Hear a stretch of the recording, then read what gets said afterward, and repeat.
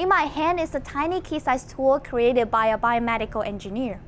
What is the bigger story behind this tiny gadget?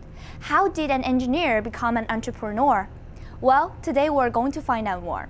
I designed Atom through just a very simple series of steps where you start with a sketch of the design to kind of lay out the features of the product. And then from there you can design it in a really simple 3D modeling software like Google SketchUp, for example.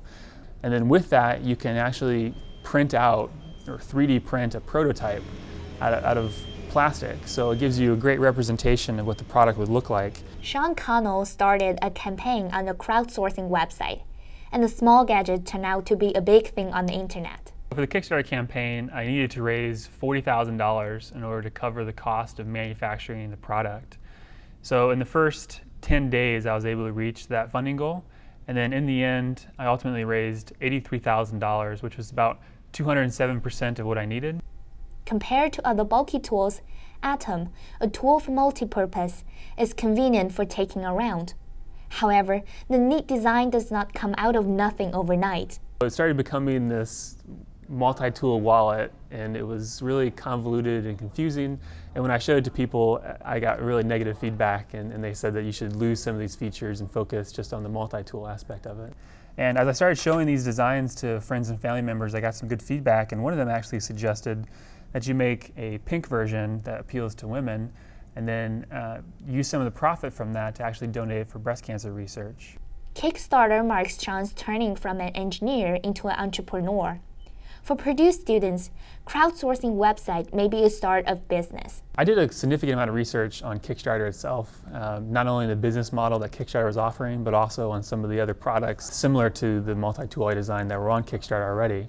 And that gave me a sense of what was successful, what worked and what didn't work, and also prepared me to launch a more successful Kickstarter campaign. Traditional financing routes, you have to create extensive plans. You have probably a very low probability of people buying into your idea, and it takes many, many months to raise money, often for new ventures. So I think it's kind of a democratization of funding for entrepreneurship. I think you get a lot of good feedback. You put something out there and you can get feedback on your product right away.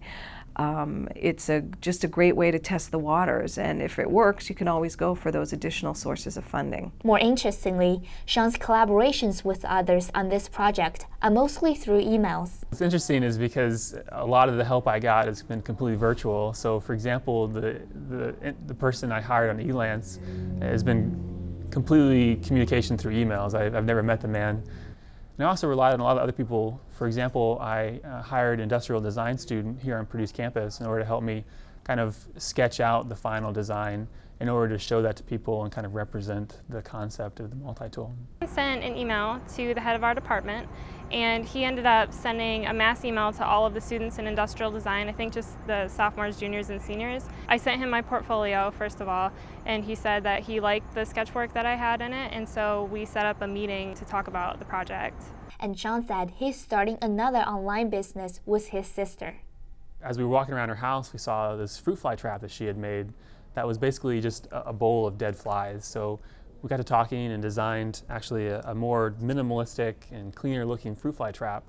And so we're going to take it through the very same process we did with the multi-tool, where we started with very basic sketches, worked with some people on Elance to design the actual model, and then 3D printed some prototypes, and then finally we'll take it to Kickstarter to mass produce it. Anyone can go out and design a product. You don't necessarily have to have the specific skill sets from start to finish. You can rely on other people's expertise. Mingjian reporting for Fast Track.